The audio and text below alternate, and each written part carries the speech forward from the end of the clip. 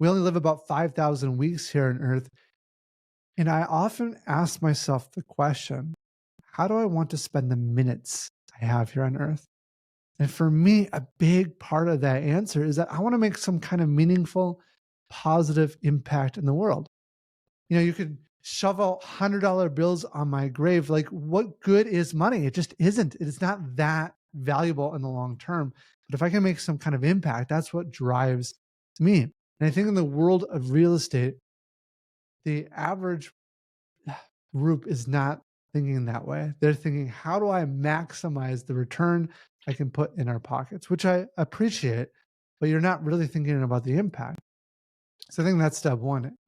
And then the next thing is once we understand we want to make an impact, what impact can we make? And for us, I think we can solve housing affordability. We've been able to drive down costs typically, not always, but typically by about 20 to 30%. I think over time, we may be able to achieve a 50% reduction in those costs. But imagine what that means. That means someday your rent or your mortgage payment could be half. So I just wrapped up my conversation with Mike Kaeding, and Mike has a really interesting backstory. So he's the CEO of Norhart, a company really trying to revolutionize the way that residential real estate is built and bring a lot of innovative solutions to try to drive down the cost of housing so housing can be much more affordable for millions of Americans. But his story isn't all sunshine and rainbows. Mike actually overcame a lot of really difficult situations and learned that sometimes you have to more follow your intuition to achieve what you want to achieve.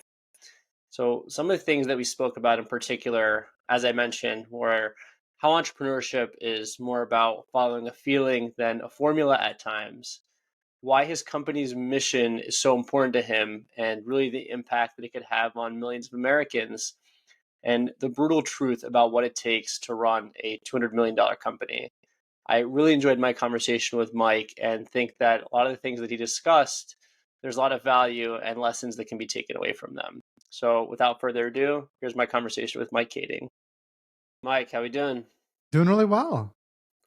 Excited to welcome you in today. And I'm a really big fan of the real estate stuff that you're doing and really modernizing a lot of technology and a lot of the ways that you approach business. But here's where I want to start. Before I get into some of the stuff that you're doing with Norhart, I know a big thing that you're doing is modernizing a lot of technology and modernizing, quote unquote, the way things are done. Right now, what do you think the biggest area is that's lacking in real estate development? Boy, that's a great question. At a very high level, it's about fixing construction itself and driving down those costs. Because in most of the world, people don't look at construction as sort of the most cutting edge space of technology. And when you think about that, you hear things like 3D printed houses or robots that can paint walls, or even like the Tesla bot and Boston Dynamics and using those robotics in interesting ways. It's all a lot of fun and super interesting, but it doesn't really solve the heart of the issue. The core thing that I think is important to solve for that's lacking in the industry is about really about building the infrastructure needed to drive down those costs. And a huge part of that, as maybe mundane as it sounds, is about building the right culture, finding the right people, and empowering them to solve the 10,000 little problems that we have in front of us to really drive down those costs. So, speaking about those costs, why are those costs so high when it comes to kind of building real estate projects and development? Like, what's some stuff in the business model that people may not be aware of that's really driving up those costs? Well, one of the first things is it's a very segmented industry. So imagine for a moment if a construction company were to produce a car.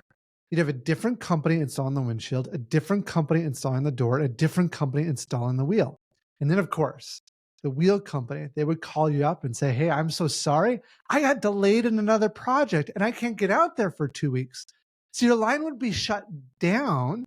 And the world of manufacturing would look at us and say, "Dude, you're crazy." And the way we respond with is, this is the way it's always been done. Well, A, that's not a very good response. That is common in the construction industry. but B, the method just doesn't make sense to drive down those costs. So we bring all that work under one roof that helps us save that subcontractor profit. But what's really powerful then is we then have the whole system which we can optimize. To give you a flavor of this, we have stolen the idea, the revolutionary idea for manufacturing on the assembly line. I know, okay, maybe not that crazy, but how in the world could you take a building and drive it down a line? Well, you can't, it's too large. But what you can do is you can take the person and move them through the building. So for us, about every 5 hours, we shift every team in that building down by one unit. And so if you look at the end of our building, every 5 hours, we have a brand new apartment unit completed. And just that one technique alone helps us drive down a project that might take 15 months and drive it down to 9. But there are 10,000 little things like that when that come together to make an impact. So, someone like me who's not as initiated with real estate development and probably has a surface level knowledge, it sounds like the reason today that there are really expensive real estate prices, aside from everything that's happening with the economy, which, we could probably film a whole nother podcast episode about, but just to keep it level for now, it sounds like the more things are segmented out, kind of the more middlemen have to get paid, which ultimately leads to a higher cost final product. But the more you can get construction and all those little segments under one roof, the more affordable ultimately the house can be, which ultimately provides, a better solution for those seeking housing. Yeah, that's certainly a major component of it. I think even more fundamentally than that, the issue is that change is hard. It's hard to do it well. People mock you as you're doing that change. And it tends to be an industry full of people that they're not the ones, they're not the rocket scientists, they're not the AI researchers, they're not working at Google and Tesla. It's not that kind of person. And so like the best and the brightest minds of the world have gone to work on other interesting problems, and construction's kind of left by the wayside. And we're saying, hey, let's stop that. Let's tap into those really powerful minds, bring them into our company, and then use that mind power to solve these problems. So one of the things that you mentioned there was change, and obviously not everybody loves change, and it's an interesting word, and some change is good, some change is bad, but essentially, do you think change when it comes in regards to kind of looking at how an industry is run has become easier or harder in the last few years? I think it's become a little bit harder. I would say overall, it's incredibly challenging just to execute on. Elon Musk talks about how it's hard to produce a car, but it is 10 to 100 to 1,000 times harder to build the system that builds that car. And as we're working to build that system, I mean, people look at what you do and say, you're doing it different. Like you're you're weird, you're strange. Like we don't trust that. It's different, right? And then you have your employees that look at it and say, dude, I worked at this other company for 30 years and we did it XYZ way. You're asking me to do it like this, right? Like that's crazy. That's out of the line. And then for us, we've got like core values to our company. And the fact that we're only selecting 0.4% of applicants to work at our company, like that's another totally different change and way to think about things. And so when you're trying to change anything, there is tremendous amount of resistance behind it. And you've got to have the mental fortitude to be punched in the gut daily, metaphorically, and to continue to persevere despite the challenges. It's definitely a big theme or themes in entrepreneurship, but I think a good exercise, obviously some of the things that you mentioned are good to do as the entrepreneur, but if say for example you're on the other side of that change for someone that's more resistant to change, so a good exercise, and would love to know what you think of this, would be to see what that person's trying to change and look at the intention behind it. If the intention is just to kind of solely, I hate using this word in a bad way because hopefully we can all enrich ourselves, all live great lives. But if the change is very individualistic, focused on one person, then yeah, that might not be the best change. But if the intent behind that change is to really add value and to kind of make something more than the sum of its parts, then I'm definitely not the CEO of a big manufacturing or big real estate company like yourself. But I think if an idea is radical, but the intent behind it is to add more value than there originally is, then I think, there's merit in kind of exploring that further. That's just kind of an exercise I've thought about recently. Oh, absolutely. I could not agree more. And one of the things we challenge our teams with is to be okay experimenting and trying new things and to realize that the majority of those ideas and changes will actually fail. But it's in that process of failure, try and try again, and then pruning out the failures and leaving the successes. That's how you make meaningful improvement. I wish more CEOs and more business owners had that mentality, but we'll see if the mindset on change changes in the future. So we'll have to stay tuned. So you're involved in a lot of modernizing, as I said earlier. But way back when, I know the company you run now is a family business, and it's probably different now than it was when it started. What was the business that your parents originally started? Yeah, so it was very small. We built small, like 8-unit apartment buildings when I was growing up, and I remember living on or being out there on site, sweeping, picking up nails, all of that sort of thing. In fact, there are pictures of me in a crib with a piece of plywood over the top on a construction site. Call it Not sure if destination. that was entirely legal, but I'm fine. It's okay. And then growing up, in fact, my parents lost everything. My dad was actually kidnapped in Peru, and yeah, we built it and grew it and kind of grew back out of all of that. Um, but at the end of the day, my dad looked back at it and said, really, when I was born, he realized he actually had to get a real job and find a way to make money to kind of contribute to our home. Because before that, he was more just an entrepreneur, almost like a free spirit, finding cool new ways to do things. He was working on hybrid cars before hybrid cars were a thing. And so, yeah, small family business. So speaking about that, I'm sorry to hear about your dad, and I know kind of in the span of running your business, unfortunately, you experienced the loss of your father, and it's definitely something that's really difficult to deal with. But how did you deal with that while running a business? Because I imagine the world probably just collapses on you because you have stuff going on with your family, stuff going on with the business. I mean, what's the mindset when all this stuff is happening?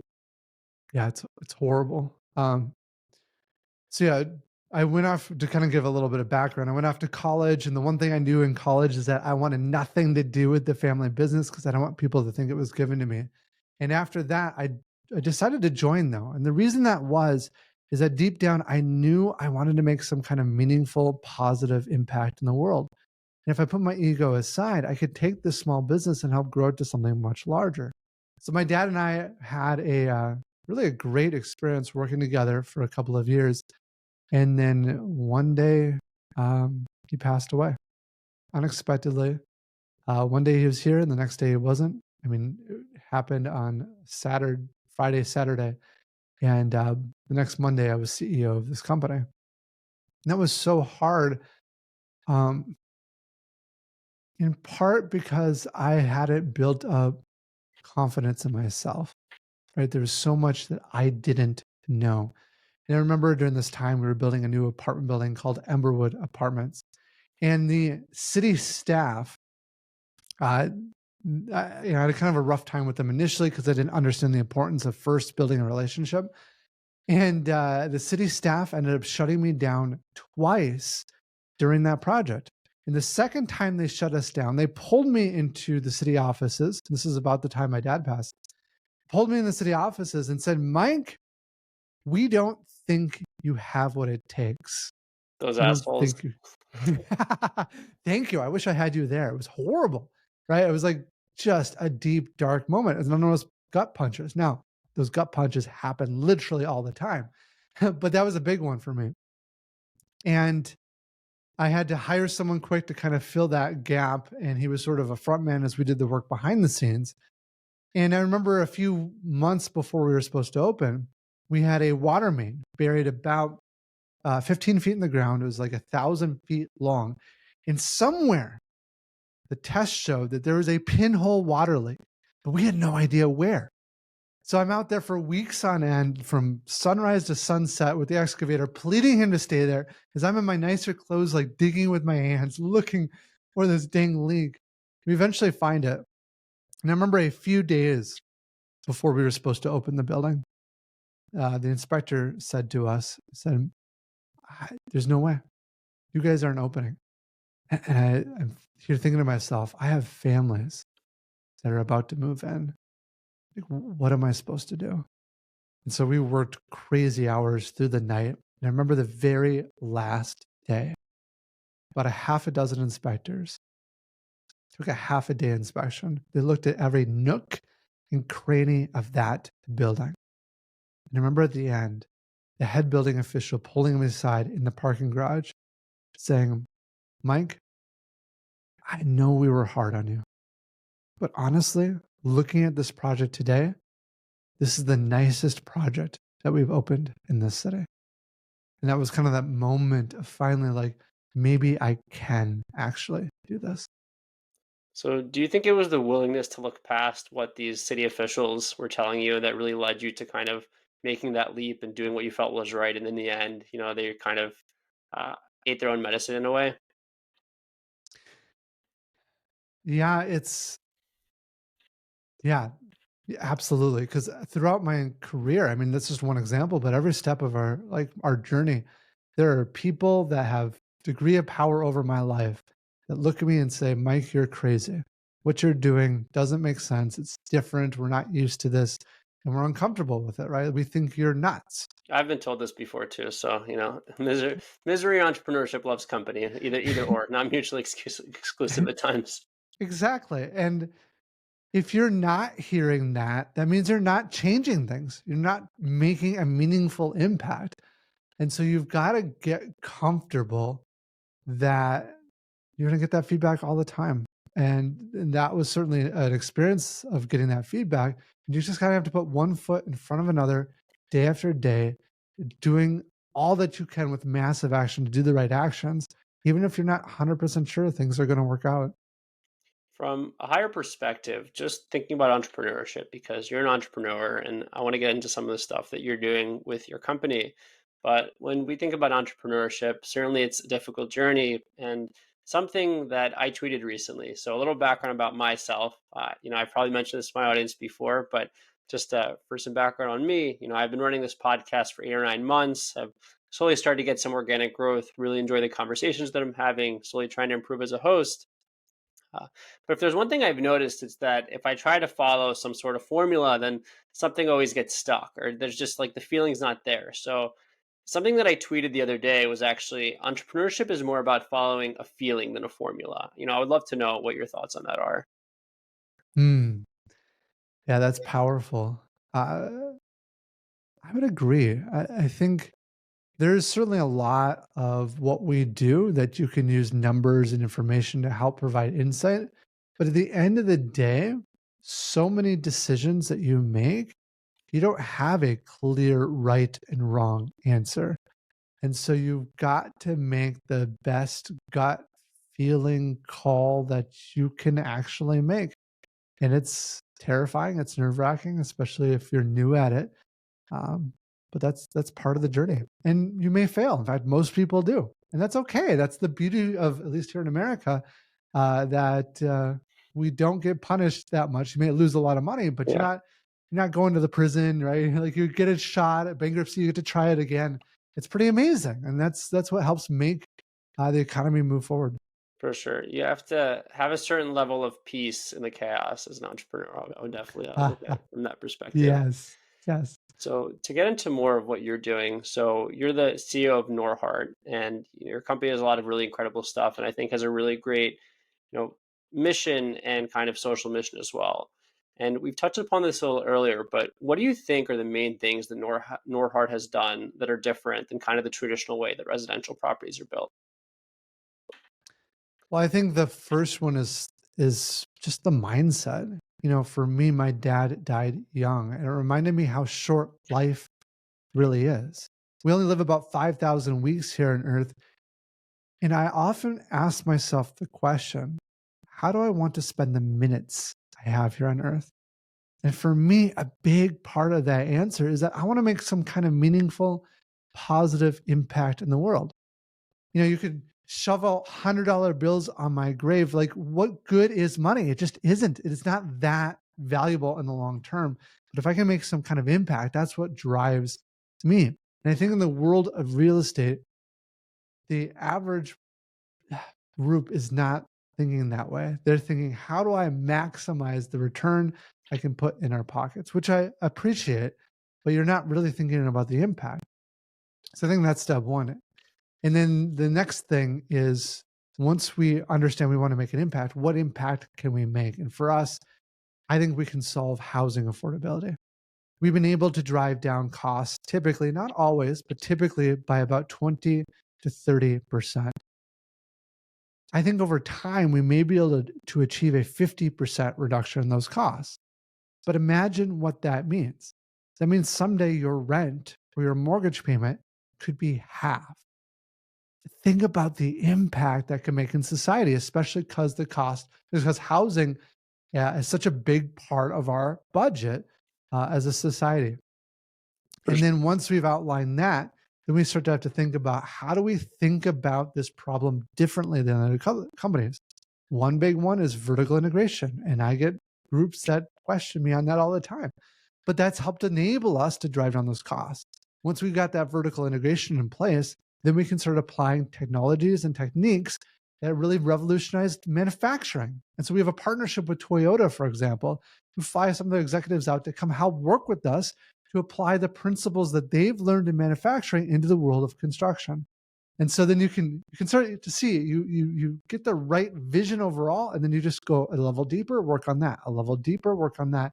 And that whole like chain is very different than other companies that I know of. It probably aligns for sure. So, are we going to see a Toyota with a Norhart logo in the near future? uh, Not a car, but buildings. Yeah, if you drive around right now, most apartments are labeled in a way that they're separate assets. But we're actually starting with our latest buildings. We're starting to brand our buildings Norhart buildings, and so it kind of has a little bit of that Toyota feel to it. For sure. Awesome partnership on there. To get a little more specific, so I know some of the things that you're doing, speaking about this change, you're solving a lot of those inefficiencies that ultimately lead to those higher prices. On a specific note, what are some of those inefficiencies that have been driving the higher cost of housing? Yeah. So here's an example. A drywaller comes in and they want the entire floor cleared out because they're an independent contractor. They're trying to maximize their resources. And so they want the whole floor cleared out so they can get in there and get their work done and then leave. Problem is, the inefficiency in that scenario is that you've got large spaces of the building not being worked on. So that's one example. Another example is you got trades that don't work well together. In fact, I've seen it where one trade will come in, like electricians, and they will rip out the work of the prior trade to teach them a lesson because they put their plumbing work in the way of the electrical work or something of that nature. Another example is we start looking at like the 10,000 little problems, even to the point where like the HVAC team has to install pipes up on the ceiling. And they used to have to climb up a ladder, screw off the pipe in the ceiling, then climb back down the ladder. One person said, well, that's a waste of time. And so they created this like tool. It was like this long drill that they could stand on the floor and screw the pipe up into the ceiling without having to climb a ladder. So there's just, I mean, it's literally 10,000 little things like that. When they come together, they make an impact. For sure. It's awesome to see you working on those inefficiencies. And it's awesome to see that sometimes there's innovative solutions around just solving the problem, not having to kind of, if something's at 75%, not having to take it back to zero, but just adding that extra 25%, which I think is a beautiful way to look at things. So, back to kind of the broader housing economy and back to your mission. I know you're trying to reduce the cost of housing, but obviously we're dealing with stuff like inflation and higher cost of living and, the dollar getting cheaper and, time value of money, all that kind of stuff. So, where do you see housing prices going in the future? Do you think that they're going to go up because of some of the things that we mentioned, go down because of the innovative companies such as you doing what you're doing, or do you think maybe stuff will balance out and stay level because those two forces will kind of cancel each other out? Yeah. So in the short run, it's going up. And the reason I say that is because right now, because interest rates have risen so much in the last 2 years, it's caused a lot of apartment developments to be stopped. In fact, the number of new construction starts has dropped by about 70% within the United States. That means right now the supply is still there. New apartments are coming online, but in the next year and two, there's not going to be nearly the supply that we've been having over the last few years. With a lower supply but still high demand, that necessitates that prices will rise. So I expect them to rise over the next few years. The Our dream is over the next decade or so to scale up to a level that we're producing so many units to a given market that because of the abundance of supply, we're now driving down price. So we're not going to have because we're just not at the scale yet, we're not going to have a meaningful impact on prices in the next few years. But our dream is the next decade or two that we can have that meaningful impact driving down price. So in the long run, you think that housing affordability, is something that's really possible given what you're doing. Oh, absolutely. Yeah, there's no question. Definitely. Well, hopefully that comes true, and hopefully we can. Alexa, stop. See, this is sometimes stuff happens. Alexa goes off, so that's a real life, real world podcast for you. But hopefully that's something that can come to fruition, and definitely we'll keep an eye out on what's happening with the housing market. So back to specifically your company's mission. So Norhart's mission is to solve the America's housing shortage by transforming the way apartments are built and managed. I want to know, why is that mission so important to you? Couple of reasons. First, as I talked about earlier, life is short and I want to make a meaningful impact. And I simply looked at my life and said, where do I have an unfair advantage that I am uniquely equipped to make some kind of meaningful impact in society? So when I was young, I didn't have a inkling that it was going to be housing. In fact, I was into tech and mathematics and finance and management and stuff. Um, and that's the route I wanted to go. But as I thought more deeply about it, I realized that, hey, I can take this base that my parents had started, and now I can have an impact on housing. But what's also super powerful about that is if I help create the next iPhone, like, yes, life is better, but like, you're not going to meaningfully change my finances as a human being. If I can drive down your rent by half, that will have a meaningful impact on your standard of living. So the scale of the problem and how much we can meaningfully improve people's lives is so huge in that space. So one of the things that you just said actually is that, earlier on you were more mathematical, kind of more scientific, thought you would go down that route.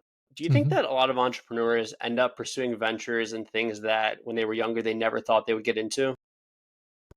I'm sure because the your dream for your life is one thing, and then life hits you, and you realize the challenges, the troubles, the difficulty of it all, and you have to learn to pivot, whatever situation you're in, to try to maximize the impact you can make on the people around you. And so, if you think you're going to have it all figured out on day one, and that's going to be your path for life, uh, certainly in entrepreneurship, that's not the reality. Maybe at a corporate culture, you can do that. Definitely. Sometimes life hits and you just pivot, and sometimes you just take that leap of faith toward the path less traveled, and whatever happens will be interesting. We'll have to leave it at that. But speaking about your path, so Norhart is this really large and thankfully, knock on wood, successful company. How do you grow a company to $200 million? Yeah, it was hard. um, I love that you said that first. No shame. Like, this stuff is really difficult for anyone trying to do it. it is. The thing is, the ideas are simple. The execution is horrendous. So, like, you have to hire people. You need to hire the very best, and that was a lesson I learned. And I could talk more about that. Um, and then you realize, okay, we got certain jobs that have to get done. You have to build systems and processes around that. But one of the big lessons that you learn as you start to scale up is if you have a task, let's say it takes 3 people to complete that task, and you want to double the output, you would think that adding another 3 people would do that. but Well, it instead, doesn't. In fact, in some cases, just like you said, it goes down. So you hire more people and you're doing less with six than you did with three. I've lived that lesson. I've seen what that looks like. And so you've got to identify the right people. You need the world's best. And then once you've done that, you've got to struggle through problems together so that you can wrestle through and figure out how do we work together in an efficient and an effective way. And you start to build that out with one team. And then once you start to figure that out, you can systemize a lot of that. So you can incorporate training and infrastructure to help support new people coming on to execute well on that.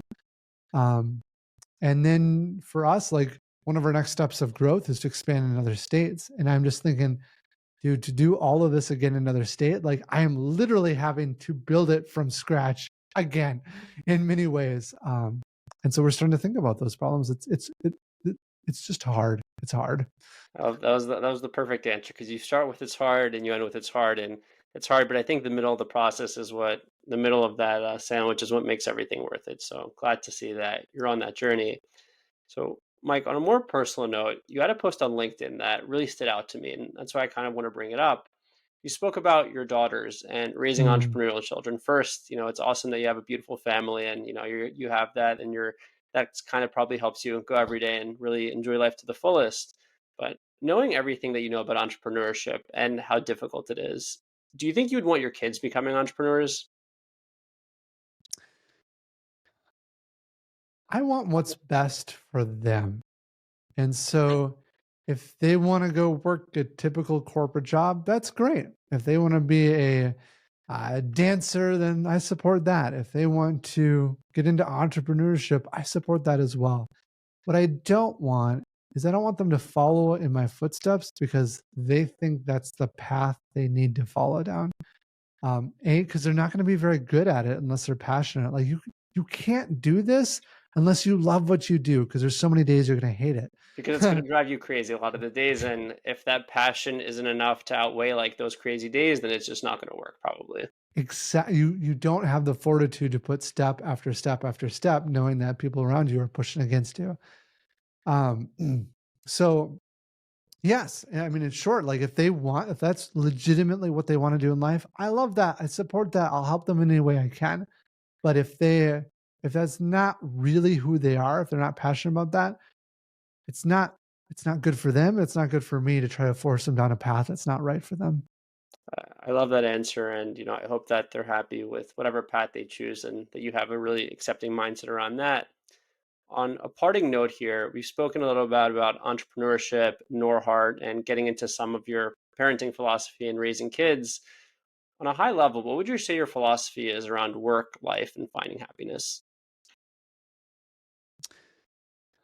I would say a couple of things. One is that you have to make your family a priority.